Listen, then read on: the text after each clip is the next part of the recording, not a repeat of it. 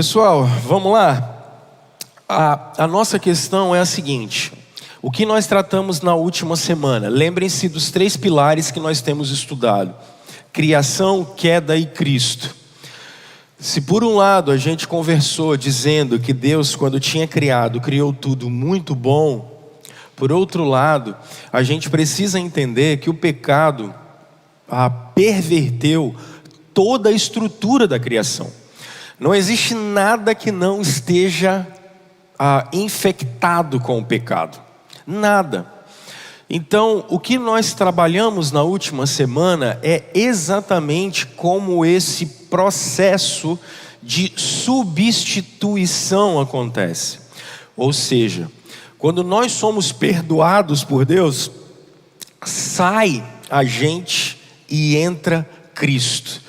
Esse processo que Deus deixou muito bem estabelecido no Antigo Testamento e como esse processo foi conduzido no Novo Testamento.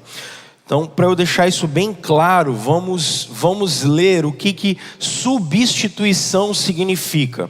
De uma maneira bem tranquila, vamos olhar o livro de novo de Levítico, que era o livro que a gente tinha olhado. Gênesis, Êxodo, depois o livro do Levítico. Só para a gente entender como Deus sempre trabalhou com esse método, o método de substituição, o método de transferência. Olha o Levítico capítulo 1, o texto bíblico já começa dizendo isso, olha só. Da tenda do encontro do Senhor, da tenda do encontro o Senhor chamou Moisés e lhe ordenou. Tem 2 coisas aqui. Primeiro, Deus nunca falou com seres humanos de maneira direta. Deus sempre falou com seres humanos através de um mediador. Aqui o Moisés é o mediador. Deus fala através do Moisés, ok? E isso para nós hoje é muito claro. Deus fala através de Cristo, o mediador. Lá naquele contexto, o Moisés ia à tenda do encontro. Hoje, Deus veio até nós pelo Espírito. Percebe? Isso sempre ficou muito claro na Escritura. Diga o seguinte aos israelitas: quando alguém trouxer um animal como oferta ao Senhor, que seja gado ou do rebanho de ovelhas, se o holocausto for de gado, oferecerá um macho sem defeito. Ele o apresentará à entrada da tenda do encontro para que seja aceito pelo Senhor. Agora olha o verso 4, como ele é importante. O que é que o ofertante precisa fazer? O ofertante porá a mão sobre a cabeça do animal. O ofertante coloca a mão sobre a cabeça do animal. E o que acontece? Esse vai ser aceito como propiciação em seu lugar. Esse animal, depois que o ofertante transferiu o pecado para ele, o que acontece com esse animal? Ele é morto no lugar do ofertante. É um sacrifício que é feito no lugar do ofertante. Deus sempre trabalhou com esse método. Aí você vai conseguir compreender, dá uma olhada nos evangelhos, especialmente o evangelho de João, logo no início. Você vai perceber isso, essa dinâmica de maneira muito clara.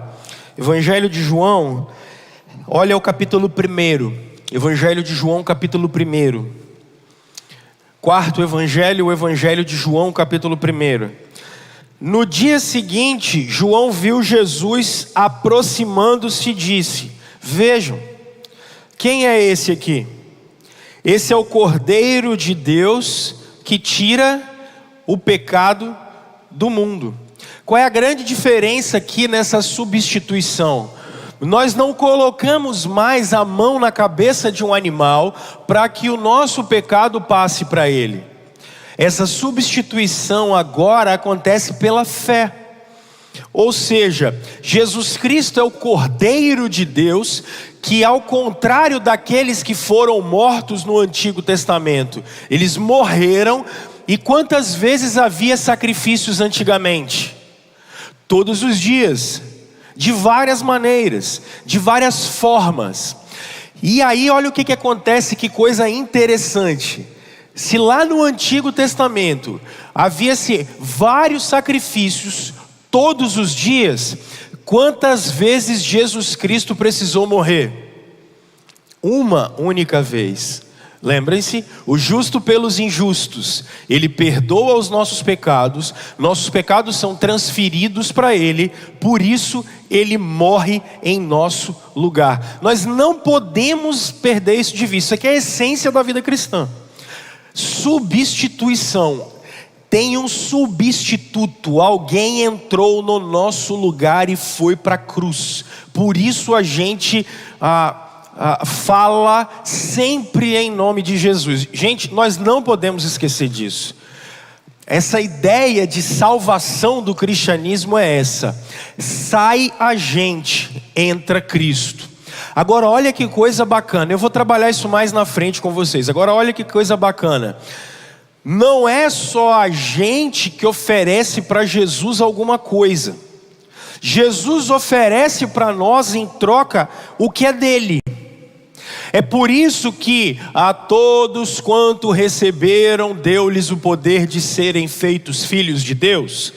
Porque se por um lado nós damos a Jesus os nossos pecados, se por um lado a gente dá a Ele a nossa desobediência, e é por isso que Ele vai ser punido no nosso lugar, o que vem em troca é: nós somos adotados como filhos, nós somos eleitos, nós somos santificados.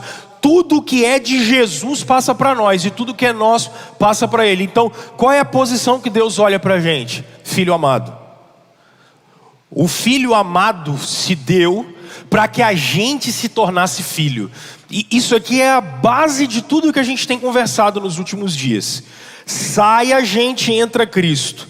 Aí agora quando Deus olha para o Rômulo, o que ele vê? Cristo. E ele tem que ver Cristo, porque se ele vê o Rômulo eu estou lascado. Mas ele vê Cristo agora. E isso é a essência do cristianismo. Substituição. Substituição. Não se esqueçam disso. Agora, hoje, o que a gente vai falar? Vamos falar um pouquinho desse substituto. Vamos falar um pouquinho de quem é Jesus. Eu acho que isso é o mais importante. Quem é essa segunda pessoa da Trindade? Quem é esse rapaz? Quem é esse Cristo? Como é que ele é?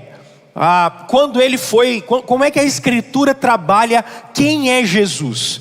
Então vamos fazer essa viagem hoje. Então, se por um lado salvação é um ato de substituição, nós precisamos entender por que é que Jesus pode morrer no nosso lugar. Por que é que Jesus pode nos substituir? Por que eu posso crer em Jesus? Essa é a nossa perspectiva. Primeiro vamos dar uma olhada no seguinte: quando é e qual é a primeira vez que Jesus aparece na Bíblia? Isso é importante. Porque se você falar de maneira muito rápida, você vai dizer assim: Jesus aparece no Evangelho de Mateus. Não é no Evangelho de Mateus. Jesus não aparece a primeira vez no Evangelho de Mateus. Aí você fala assim: não, Rômulo, não, de maneira nenhuma. Claro que não. Vamos ao livro de Paulo aos Colossenses e a gente vai tentar entender um pouco disso. Vamos lá. Lá no Novo Testamento nós temos a carta de Paulo para Colossos. Vamos ver isso. Olha o capítulo 1. Carta do Paulo aos Colossenses, dá uma olhada no capítulo 1. Vamos que vamos? Primeiro, vamos a partir do verso 13, tá? Que aí fica mais fácil. Colossenses 1, verso 13. O texto bíblico diz assim: pois ele nos resgatou do domínio das trevas e nos transportou para o reino do seu Filho amado, em quem temos a redenção. Em quem nós temos a redenção? Em quem nós somos perdoados? No Filho amado, em Jesus, ok? A saber, o perdão dos pecados. Ou seja, fomos perdoados por causa de Cristo Jesus, ok? Agora, o Paulo vai começar a falar de quem é Jesus. Ele é a imagem do Deus invisível. Agora olha que coisa curiosa. Ele é o primogênito de toda a criação, ok? Mas olha que coisa incrível. Pois nele foram criadas todas as coisas no céu e na terra, as visíveis e as invisíveis, sejam tronos ou soberanias, poderes ou autoridades. Todas as coisas foram criadas por quem? Por Jesus, por Ele. E todas as coisas foram para Ele. Qual é a primeira vez na Bíblia que Jesus aparece? No princípio, Deus. No princípio, Deus. Lembrem-se que nós conversamos, o ato criativo, o ato da criação é um ato de Pai, Filho e Espírito Santo. Qual é a primeira vez que Cristo aparece na Escritura? Em Gênesis 1. Em qual versículo, Rômulo? No princípio, Deus. Deus Pai, Deus Filho e Deus Espírito Santo. E a Escritura deixa isso muito claro, eu já conversei isso com vocês aqui. A vontade é do Pai, o poder é do Espírito e a obra criativa é do Filho. Não se esqueçam disso. Quem é o agente da criação? O Filho. Ele está fazendo todas as coisas. Agora, Rômulo, isso é doideira. Não, mas Jesus nunca falou disso. Quem falou isso é o Paulo. Bom, depende. Na minha Bíblia, Jesus falou isso o tempo todo. Dá uma olhada em João capítulo 8. Olha João capítulo 8. Vamos recapitular uma história. Vocês lembram do Moisés? Moisés, no livro do Êxodo, nasce um menininho chamado Moisés, lembram? Aí ele vive lá, é adotado pela filha de Faraó. Vocês lembram disso? Aí o Moisés vai crescer. Com 40 anos, o que ele resolveu fazer? Ele falou, agora eu vou libertar o meu povo do Egito. Aí ele vai e mata um egípcio, certo? Nisso o Faraó pega, começa a perseguir. Para onde vai Moisés? Ele vai lá para a terra de Midian. Por lá Moisés fica por mais 40 anos. Ele casa, tem filhos. E aí o Moisés, um dia ele está lá atrás das ovelhinhas dele e me aparece uma sarça pegando fogo. Tipo aquele nosso repolinho que acende ali. É dali que a gente tirou isso. Uma sarça pegando fogo. Aí o Moisés chegou lá e quem é que falou com Moisés da sarça? Quem falou? Não foi Deus? E aí o Moisés fez a seguinte pergunta: tá bom, você está mandando eu ir lá, aí eu vou lá, então agora eu vou libertar o povo. Mas tem um negócio: quem é você? O povo vai me perguntar qual é o seu nome, não vai? Êxodo capítulo 3. O povo vai perguntar qual é o seu nome. E aí aí Deus fala o quê? Eu sou. Não é isso? Ok? Vamos dar uma olhada em João capítulo 8. Olha o verso 24. João 8, olha o verso 24.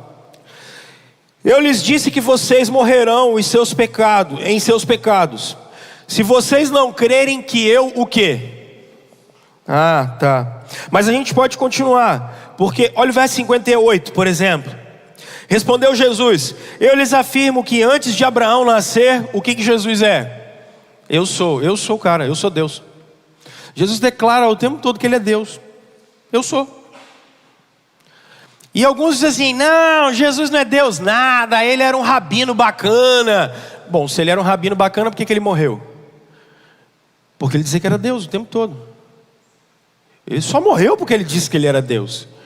Porque para os judeus era um assinte um homem falar que era Deus. Então por que Jesus morreu? Jesus morreu porque Ele disse que Ele é Deus. Só por isso que Ele morreu. Os judeus levaram Ele para a cruz porque Ele disse que era Deus. Mas a gente vai trabalhar isso aqui de uma maneira melhor. O que eu quero mostrar com vocês? Para vocês, tirem da cabeça essa ideia que Jesus só aparece nos evangelhos. Pelo contrário, Jesus é o agente da criação. E as manifestações de Deus no Antigo Testamento são da segunda pessoa da Trindade. Deixa eu tentar explicar isso de maneira melhor para você. Olha o Evangelho de João no capítulo 1. Evangelho de João no capítulo 1. Vamos dar uma olhada no versículo 14.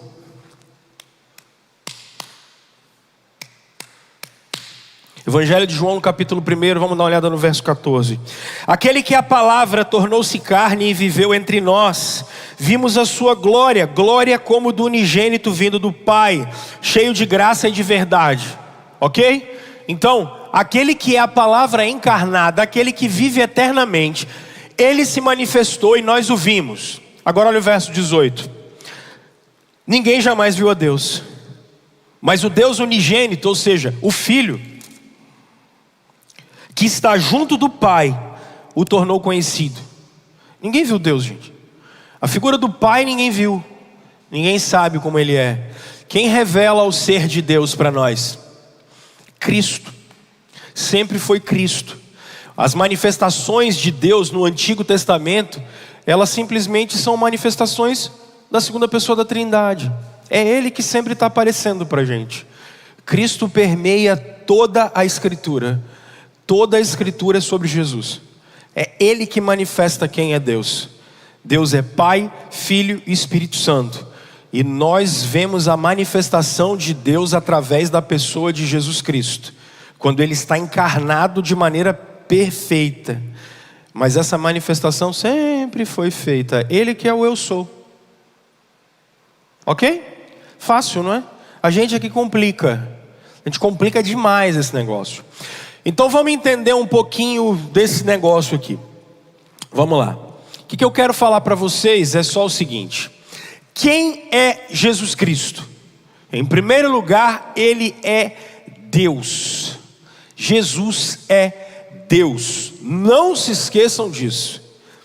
Mas Rômulo, por que é que Jesus precisa ser Deus? Se eu fosse perguntar para vocês, por que é que Jesus precisa ser Deus? Qual seria a sua resposta? Não precisa falar, só pensar.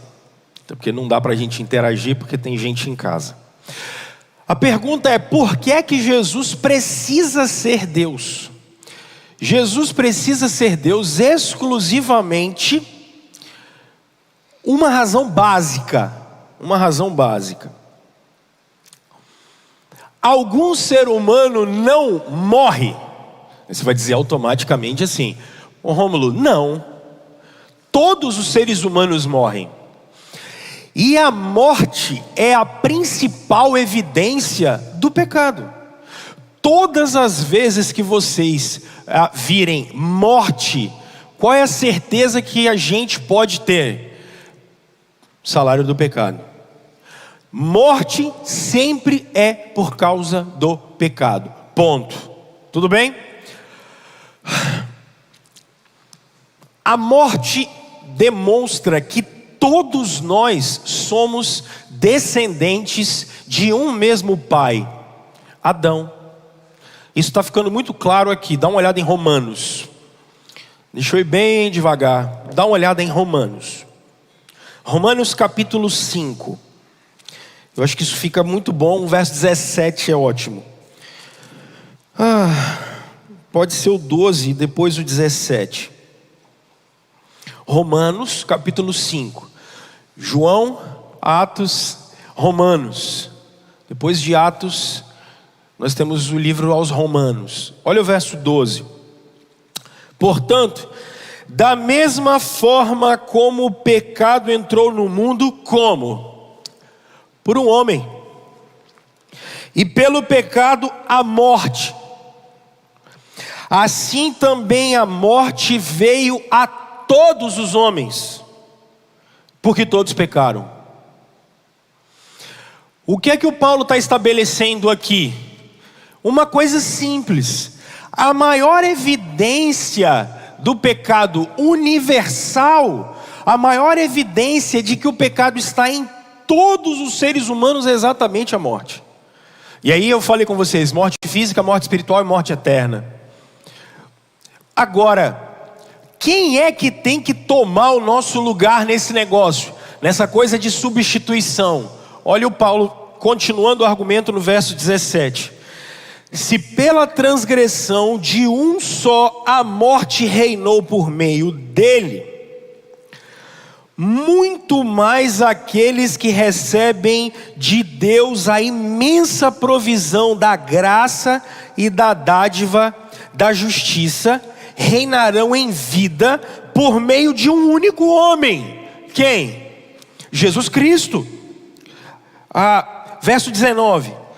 Logo, assim como por meio da desobediência de um só homem, muitos foram feitos pecadores, assim também por meio da obediência de um único homem, muitos serão feitos justos. O que a Escritura está trabalhando aqui?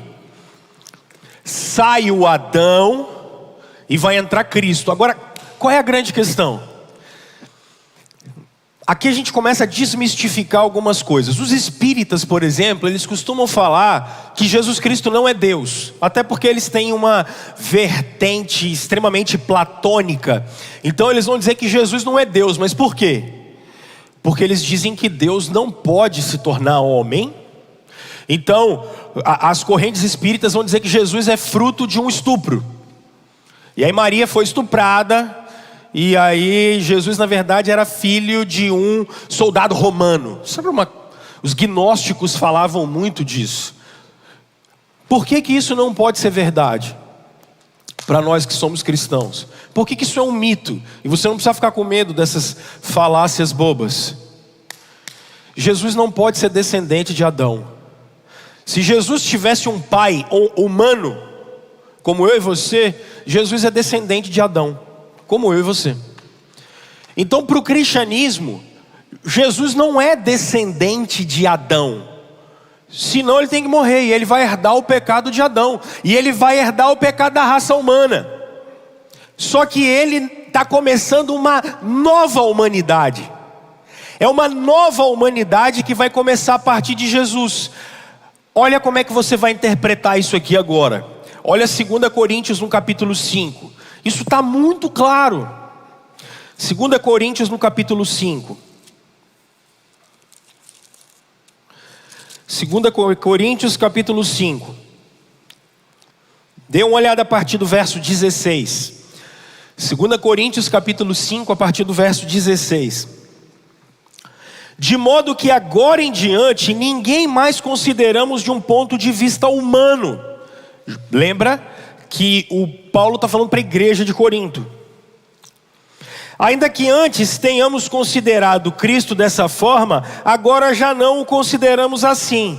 Portanto, se alguém está em Cristo, ele é uma nova criação. 2 Coríntios capítulo 5. Ele é uma nova criação. As coisas antigas já passaram. Eis que surgiram coisas novas. Tudo isso provém de Deus, que nos reconciliou consigo mesmo por meio de Cristo e nos deu o ministério da reconciliação. Ou seja, que Deus estava em Cristo reconciliando consigo o mundo, não levando em conta os pecados dos homens, e nos confiou a mensagem da reconciliação. Mais uma vez, sai o Adão e entra o Cristo. Por que Jesus não é descendente de Adão? Porque Jesus está começando uma nova criação. É um povo novo. É uma turma nova. É uma turma que nasce de dentro para fora. Essa é a igreja de Jesus. Por isso que a gente não acredita em universalismo, que Jesus vai salvar todo mundo. A gente não acredita nisso. Por quê? Porque a gente está vendo que tem toda uma humanidade que está debaixo do pecado de Adão. Todos. Aí Deus, por Ele mesmo, encarna. Deus vem. Deus aparece na criação dele. A criação dele que estava caída. E aí quando Ele vem para a criação, o que Ele vai fazer? Ele vai começar uma nova criação. É por isso que vocês observam a Bíblia dizendo: eu vi um novo céu e uma nova terra.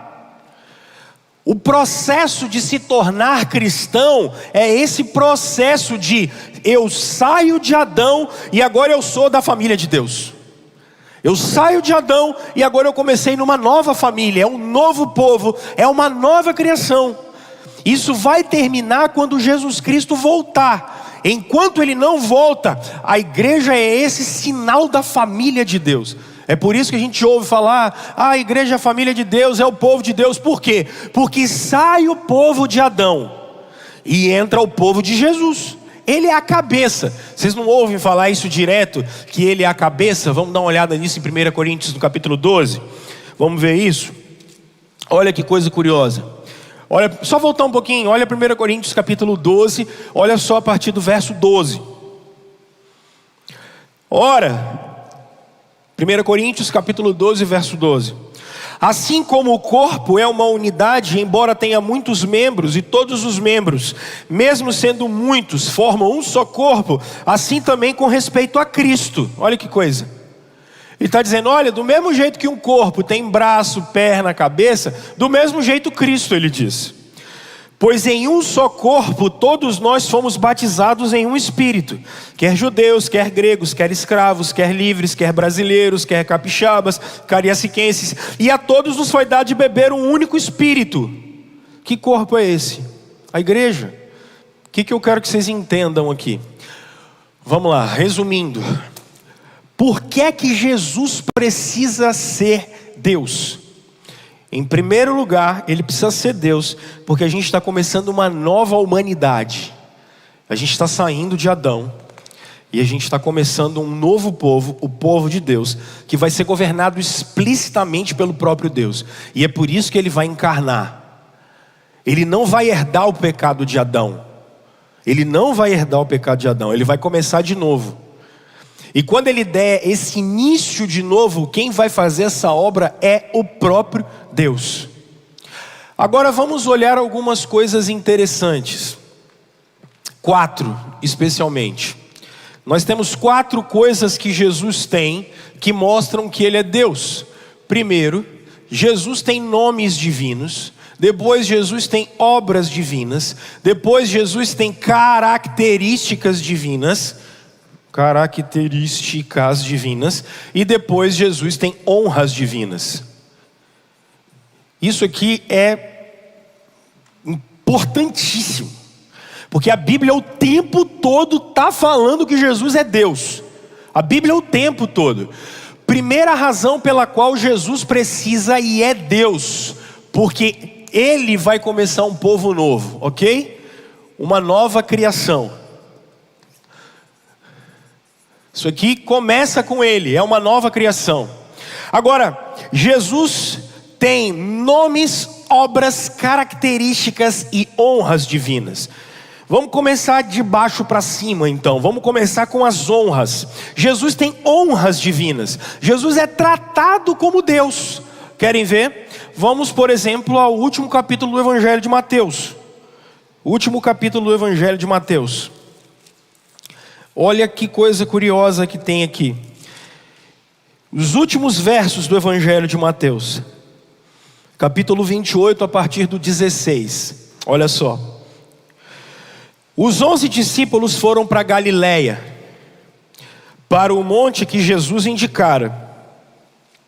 Quando o viram, o adoraram, mas alguns duvidaram. Então Jesus, aproximando-se, disse: olha que coisa curiosa.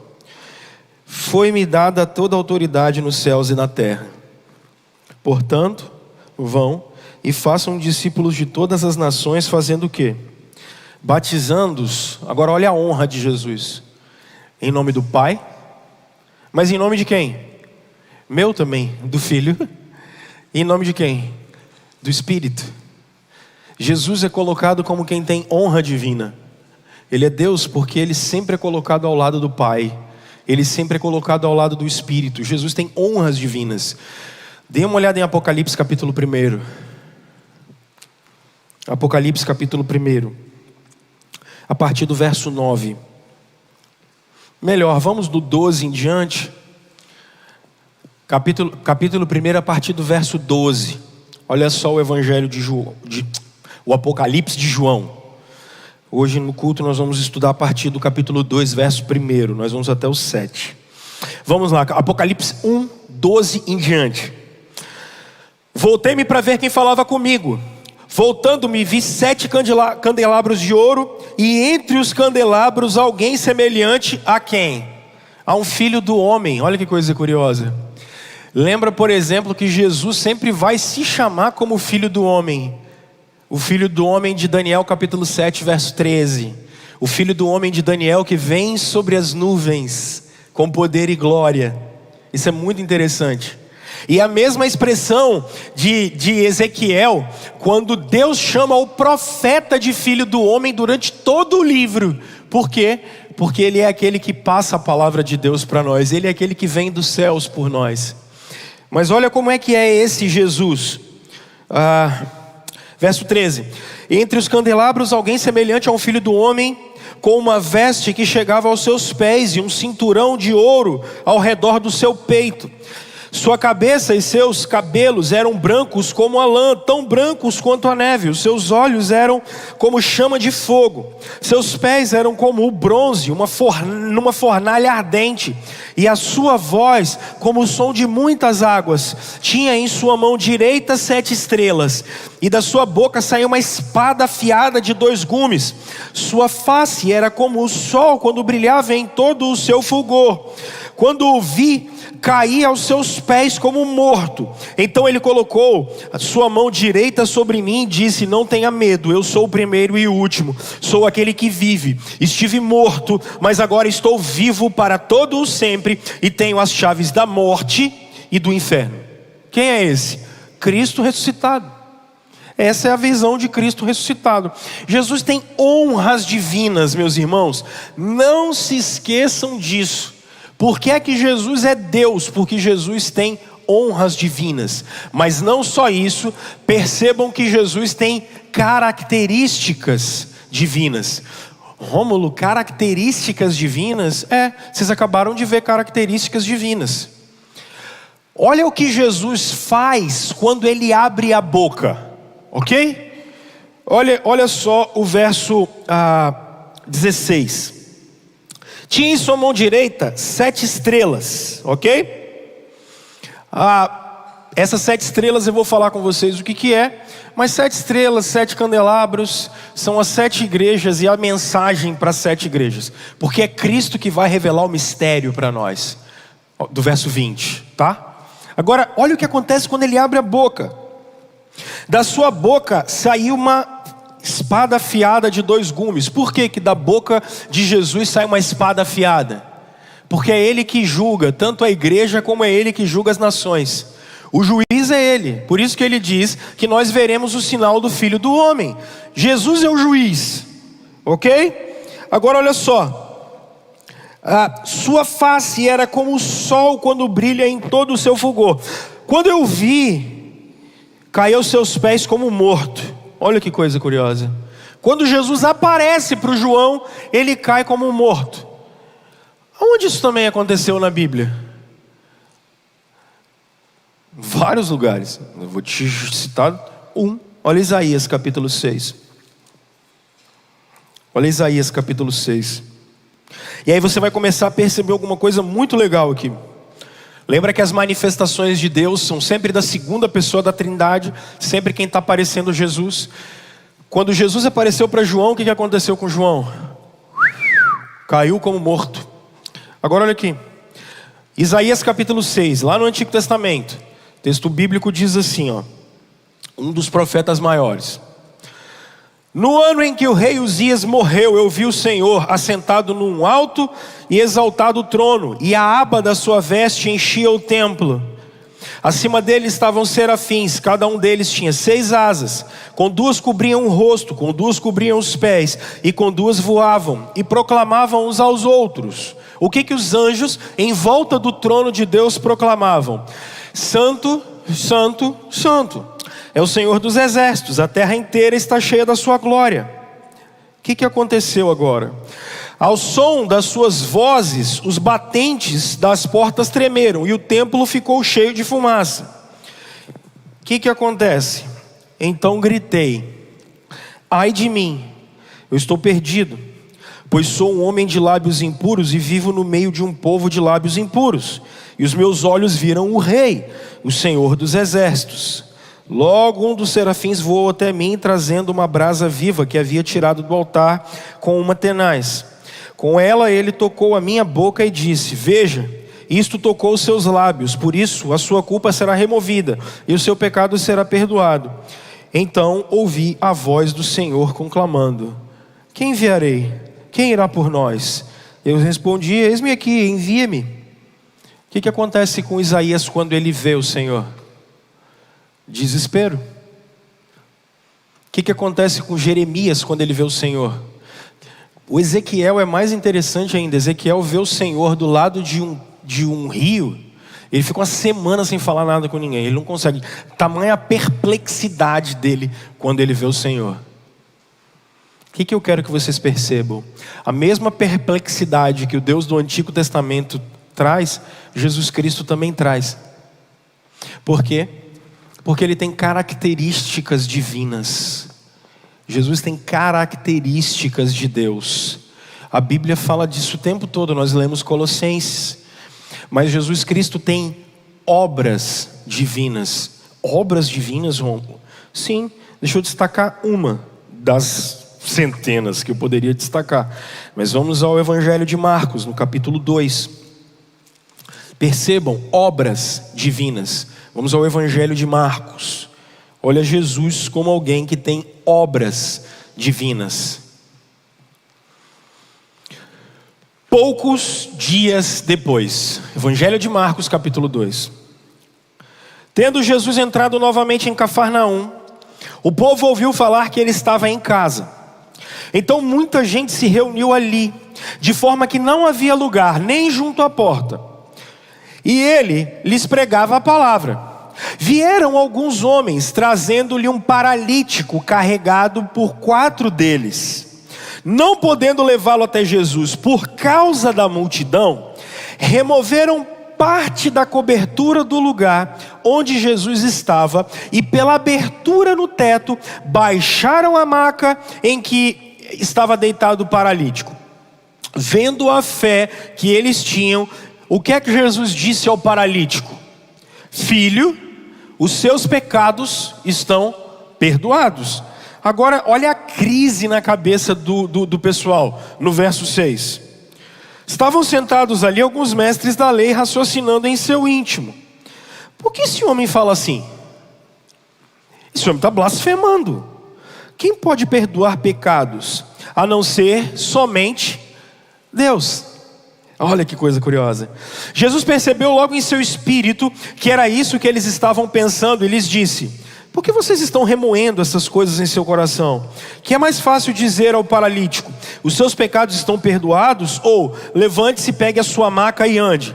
Mas para que vocês saibam que o Filho do Homem tem na terra autoridade para perdoar pecados, disse ao paralítico: eu lhe digo, levante-se, pegue a sua maca e vá para casa. Jesus tem obras divinas, tipo perdoar pecado. Mas poderia dizer outras. Jesus anda sobre as águas, Jesus multiplica pães, Jesus cura pessoas. Por quê? Porque Jesus é Deus. Essa aqui talvez seja mais enfática, porque ele fala especificamente: os seus pecados estão perdoados. Ponto. Ele é Deus, ele tem autoridade para isso. Ele tem toda essa autoridade. Agora Jesus também tem nomes divinos, como eu falei para vocês no Evangelho de João. Ele simplesmente diz assim: gente, antes do Abraão eu sou. Acabou. Lembrem de João capítulo 17? Dá uma olhada, olha que coisa curiosa. Olha João 17, como é bacana isso aqui.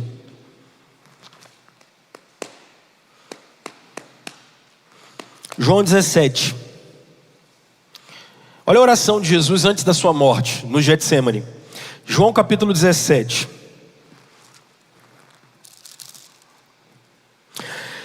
Depois de dizer isso, Jesus olhou para o céu e orou: Pai, chegou a hora. Olha que coisa curiosa.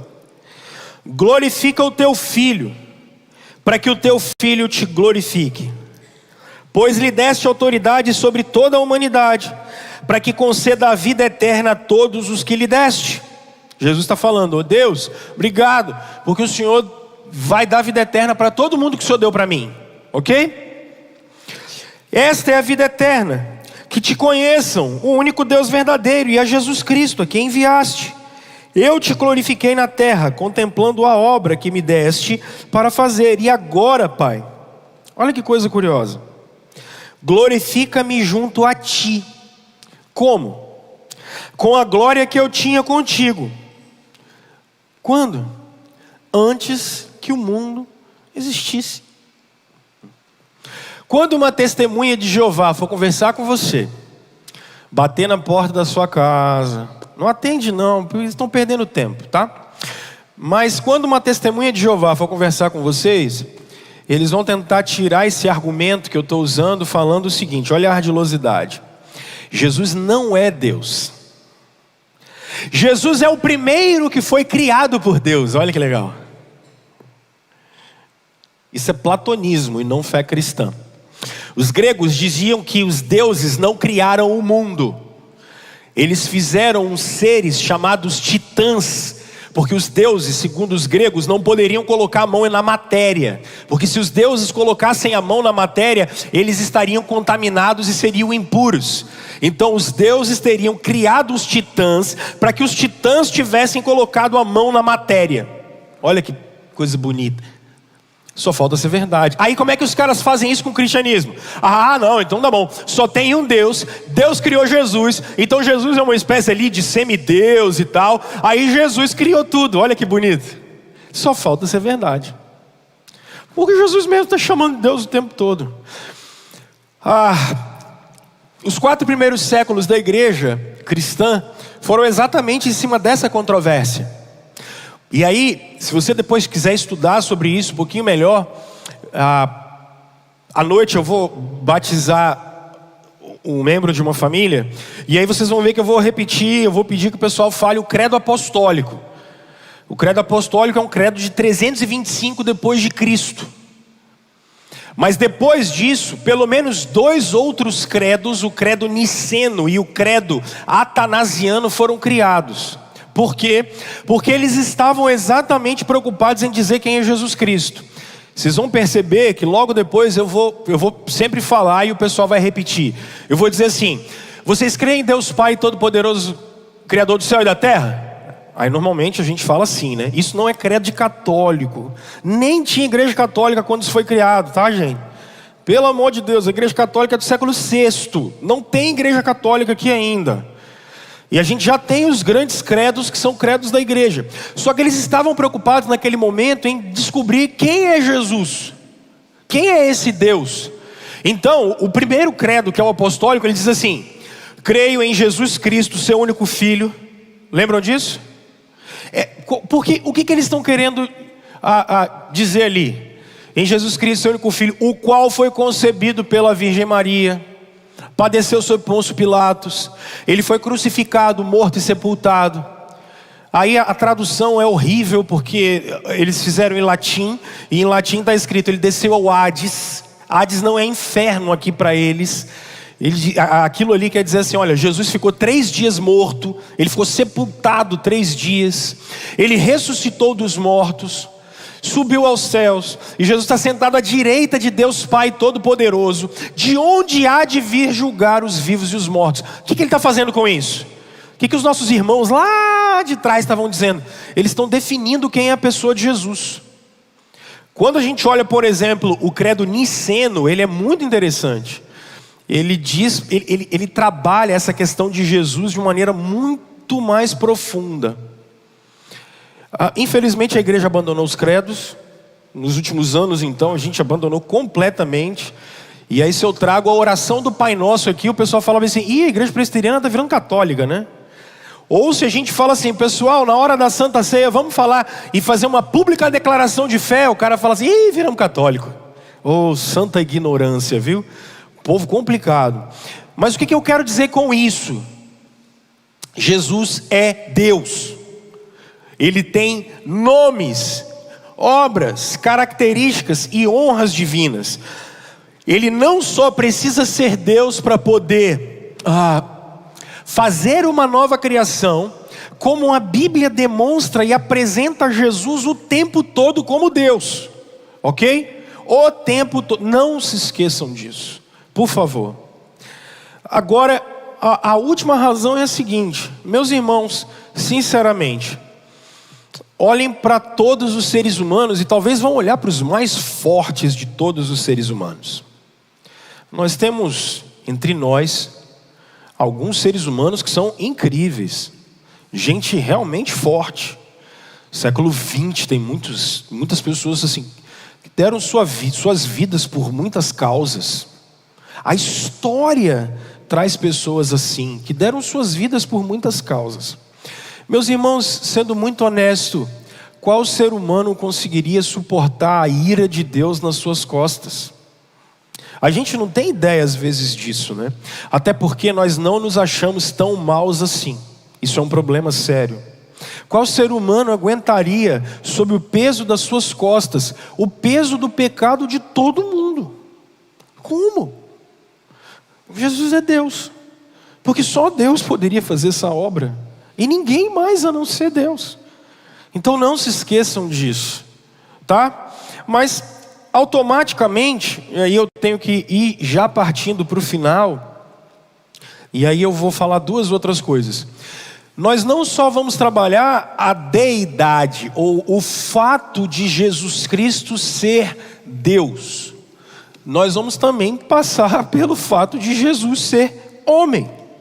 E por que Jesus tem que ser 100% homem? Aí fica mais fácil. Jesus precisa ser 100% homem porque ele tem que substituir a gente. Isso aqui já fica mais fácil. Porque o cara fala às vezes assim, olha, vou usar uma expressão que eu já usei, acho que no final do ano passado, uma ilustração, ou no início desse ano, para ficar bem compreensível para vocês, tá? Eu acho que eu usei isso alguns cultos atrás, não lembro não, mas vamos lá. Eu lembro de ter usado a seguinte ilustração para vocês. Você foi até a minha casa tomar um café comigo, tá bom? Aí quando você saiu, você foi dar ré com o seu carro. E aí o que você fez no portão da minha casa? Você quebrou o portão da minha casa. E o que eu posso fazer por você? Eu posso primeiro dizer para você assim, Rômulo, deixa para lá, não se preocupa, vou deixar quebrado. Não, esse negócio não precisa consertar não. Afinal de contas, larga para lá, né? Custa nada, deixa quebrado, né? Essa é uma opção. Uma segunda opção seria eu dizer para você assim, olha, tá aqui 3 opções de serralheiro. Você liga amanhã, faz 3 orçamentos, e aí você vem e paga esse negócio. Está resolvido o problema. Ok? Ou eu chego para você e digo assim, não se preocupa, pode ir. Amanhã esse negócio está consertado. Aí você fala assim, mas Rômulo, quem vai pagar? Bom, eu. Não se preocupa, eu pago. Tranquilo. Exatamente isso. Porque às vezes a gente diz assim, foi só uma fruta. Deus podia deixar esse negócio para lá, né? Afinal de contas, larga para lá. Mas é engraçado, você não larga o portão da sua casa quebrado. Nessa época de inverno, então, eu duvido quem é que a resistência do chuveiro vai quebrar e vai largar lá. Eu não consigo tomar banho frio de jeito nenhum, por exemplo. Misericórdia. Bate a água, eu pulo. Bate, eu pulo. Aí eu falo assim, hoje eu vou começar a tomar banho frio. Hoje eu vou tomar banho frio. Até que bate. Não, quando bate nas costas, gente, aquilo não existe. Não é de Deus. Aí o que você faz? Você bota a resistência no lugar. Não adianta. Então, como você faz isso, a gente vendo a criação toda detonada, a primeira opção não vai ser, Deus não vai deixar do jeito que está. Ele vai consertar. Porque aquilo era o reflexo da glória e do poder dele. Deus não vai deixar do jeito que está. Então, a segunda opção é assim, paga. Pessoal, como é que nós vamos pagar esse negócio? Como é que eu pago essa dívida? É impossível, não dá. Você fala assim, não, Rômulo, poxa, eu consigo. Os nossos irmãos wesleyanos metodistas, eles acreditavam nessa perfeição do ser. Isso é impossível, gente. Não dá, porque quando a gente não erra na entrada, a gente erra na saída. A gente erra até por omissão. Por omissão, a gente é omisso. No mínimo, se eu não fizesse nada, se você falar assim, beleza, a partir de agora eu vou para dentro do meu quarto, de lá eu só saio morto. Aí Deus vai olhar para você e falar bem assim, que bom, você foi omisso, ficou dentro lá do seu quarto e não fez o que você tinha que fazer, né? Você não abençoou a vida das pessoas que você tinha que abençoar. Porque até as nossas omissões são pecado diante de Deus. Deu ruim. Como é que nós vamos pagar esse negócio? Então, a única solução que Deus tem é, tudo bem, eu vou assumir a conta. Eu vou ter que ficar com prejuízo, eu vou fazer o quê? E é por isso que Jesus vai para a cruz. E ele tem que ser humano, e ele é 100% humano, porque esse corpo aqui, que agora se deteriora, eu preciso de outro. E é por isso que ele tem que ressuscitar, porque eu preciso de outro corpo. Isso aqui não serve mais. O Paulo chama isso aqui de habitação temporária. É um tabernáculo temporário, é onde a gente habita temporariamente. Eu preciso de um outro corpo. Então Deus tem que vir, me representar, e ainda vai ter um outro corpo que eu vou ter. Mas não é só um outro corpo, Ele vai me dar uma outra vida. É por isso que vocês brigam no coração de vocês entre a antiga vida e a nova vida. A antiga vida e a nova vida, é uma luta, é uma briga diária. Agora é engraçado é que sempre que a gente está mais perto de Deus, Cristo grita.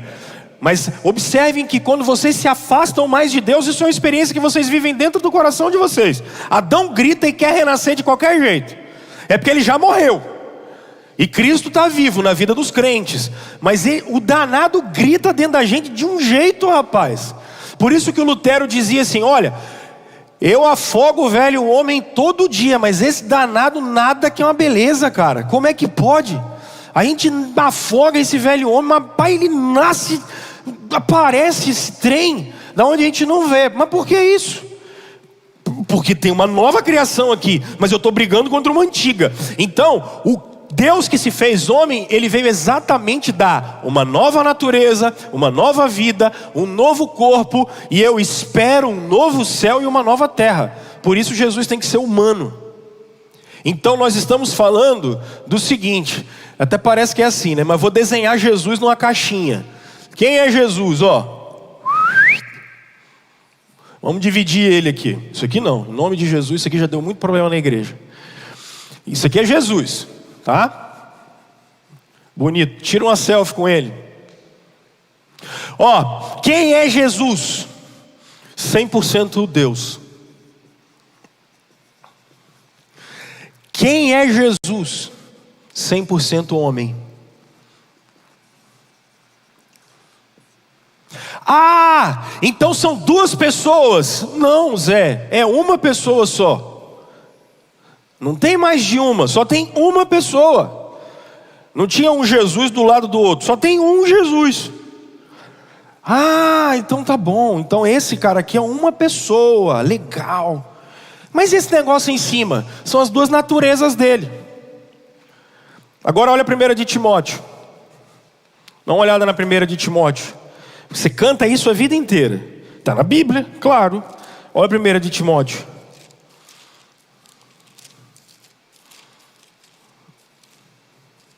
Olha o capítulo 3. 1 de Timóteo, olha o capítulo 3. Ixi, tem que acabar.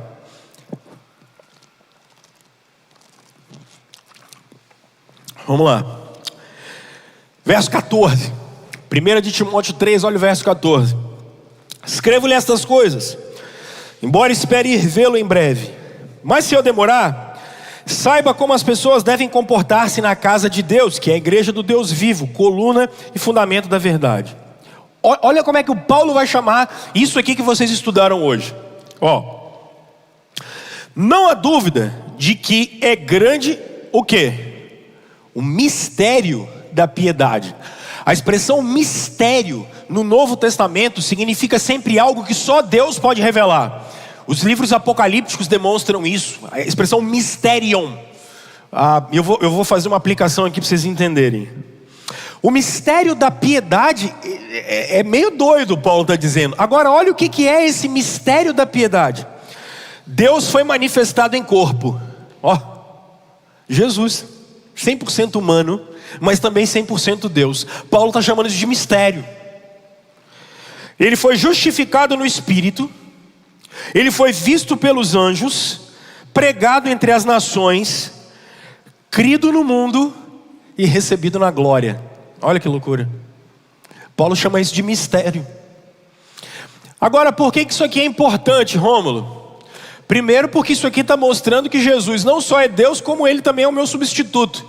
Então eu posso adorar Jesus? Não só posso, como devo. Por que eu oro em nome de Jesus? Porque Ele não só é Deus, como Ele é homem. E ele não perdeu essa natureza dele, e não perderá essa natureza humana nunca. É por isso que nós temos a certeza de termos um novo corpo na eternidade. E temos a certeza da ressurreição dos mortos. No último dia ressuscitaremos, porque o rei da criação vai voltar. Ele tem esse direito, é dele, ele conquistou isso. Ele é o rei sobre todas as coisas. E ele conquistou isso na cruz e na ressurreição. Agora olha uma outra pegada muito importante, que nos diferencia, por exemplo, dos católicos e dos luteranos. Olha que coisa curiosa. Daqui a pouco vocês vão comer do pão e beber do cálice, ok?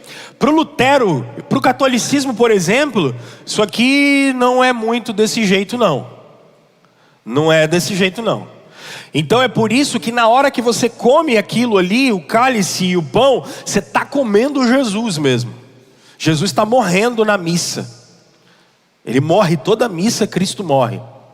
E aí por isso que vocês ouvem, para os católicos tem celebração e missa, porque só pode ter missa quando tem padre. Senão é só celebração, porque é feito por leigo. Legal, né? A gente cresceu aqui em volta, a gente ouve isso sempre. Porque esse negócio aqui não está bem definido para os católicos. Não é assim. Mas isso aqui também não está muito bem definido para os luteranos. Porque para o Lutero, Jesus Cristo, por exemplo, isso aqui não existe mais. Essa divisão. Então as naturezas de Jesus se misturaram a tal ponto que de alguma maneira quando eu orar, o Lutero dizia assim, eu sou o sacerdote, eu vou orar e aquele negócio vai se transformar no corpo de Jesus. Olha que loucura. É muita maluquice. Para mim não dá não. Agora para nós, como é que esse negócio é? Jesus continua sendo Deus, Jesus continua sendo homem, tá beleza. E não tem isso não. Nunca se misturaram suas naturezas. Ele sempre foi Deus e ele sempre foi homem, ele vai continuar assim. Você está falando com uma pessoa só, não está falando com mais de uma. E na hora do sacramento, da ceia, por exemplo, quem vai estar aqui? Jesus. Mas como, Rômulo? Jesus não está na glória? Tá, ele mandou alguém no lugar dele, o Espírito Santo. Continua a obra, é mais fácil. A presença é real do Espírito, e Jesus está aqui. O Espírito comunica Jesus o tempo todo, o tempo todo. Por isso que eu sempre falo com vocês que é tudo sobre Jesus. Porque é sempre tudo sobre Cristo. Nós estamos falando do Deus homem. E é a única religião que isso acontece, viu, gente? É a única.